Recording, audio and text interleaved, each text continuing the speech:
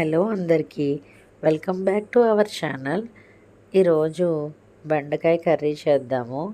దీంట్లో ఎటువంటి చింతపండు యూస్ చేయను. చిక్కటి గ్రేవీతో పుల్లగా ఉండే బెండకాయ కర్రీ చేసుకుందాము. దీనికి ముందుగా కడిగి పెట్టుకున్న బెండకాయలని ఇలా మీడియం సైజులో కట్ చేసుకుందాము.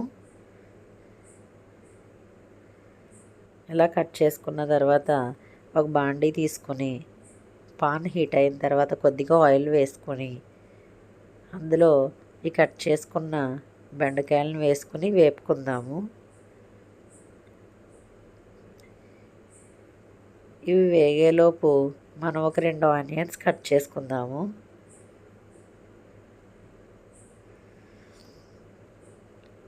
చిన్న చిన్న ముక్కల్లా ఆనియన్స్ కట్ చేసుకుందాము.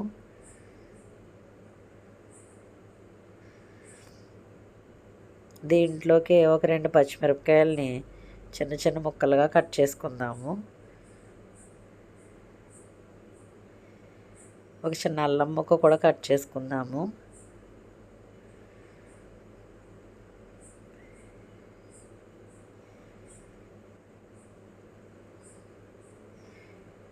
కొన్ని వెల్లుల్లిపాయలు కూడా చిన్న చిన్న ముక్కలుగా కట్ చేసుకుందాము. ఈ ముక్కలు మధ్యలో తిన్నప్పుడు పంటికి తగిలితే చాలా బాగుంటాయండి వెల్లుల్లి ముక్కలు. దీంట్లోకి కొద్ది పెరుగు తీసుకుని దాంట్లోకి ఉప్పు, కారం, కొద్దిగా పసుపు వేసి బాగా మిక్స్ చేసుకుందాము. బెండకాయలు వేగిపోయినాయండి. ఈ వేగిపోయిన వాటిని పక్కకి ఒక గిన్నెలోకి తీసుకుందాము.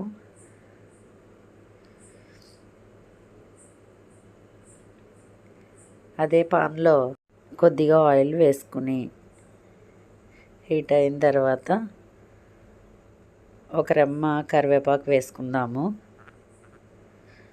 ముందుగానే కట్ చేసుకున్న ఆనియన్స్, ఉల్లిపాయలు, వెల్లుల్లిపాయలు, అల్లం ఇవన్నీ వేసి బాగా వేపుకుందాము. బాగా వేగితేనే చిక్కటి గ్రేవీ వస్తుంది. వేగిపోయినాయండి. ఇప్పుడు మనం కలిపి పెట్టుకున్న పెరుగు కూడా వేసేసుకుందాము. ఈ పెరుగు వేసేటప్పుడు స్టవ్ ఆఫ్ చేసుకోవాలి.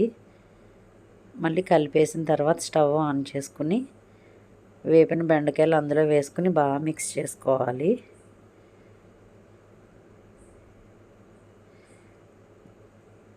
మిక్స్ చేసిన తర్వాత కొద్దిగా వాటర్ కూడా వేసుకోవాలి. బాగా కలుపుకొని ఒక 10 మినిట్స్ ఉడికించుకోవాలి. బెండకాయ కర్రీ రెడీ అండి. చిక్కటి గ్రేవీతో పుల్లగా ఉండే బెండకాయ కర్రీ రెడీ. ప్లీజ్ లైక్ చేసి సబ్స్క్రైబ్ చేయండి ప్లీజ్.